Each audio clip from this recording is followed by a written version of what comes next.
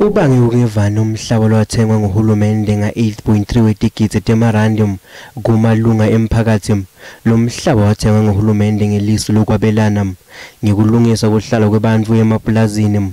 Sizakele Similani lomunye walabahlomula. Ikomiti leli lisebenza ngendlela engasigculisi thina njengabahlali.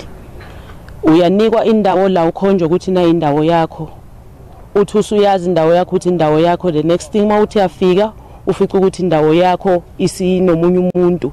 Kunginyalo teningi tenhlelo temgunyathi letenteka kulelo plaza likhansela kanye nemholi wendzawo babita ukuthi bangenelele batame kusombulula lesimo kepha bahogcisa ngoba banganamagunya kulomhlaba. David Lushaba likhansela ubeke wathi njengoba sesibona lokuxakaxaka obukhona la before ukuqala le inkinga ngazama ukukhuluma kakhulu ne department. Litiko liqinisekisa ukuthi lo mhlaba wathengelwa labo labawuhlomola nga-2016 laphinza labeka ngalokusobala ukuthi kude lona lilungelo lokuthengisa abeditandi.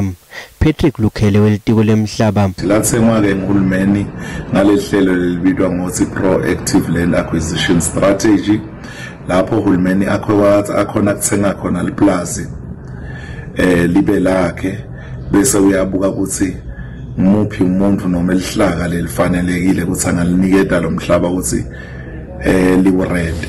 Leli komiti alikayiniki umlomo lendzaba.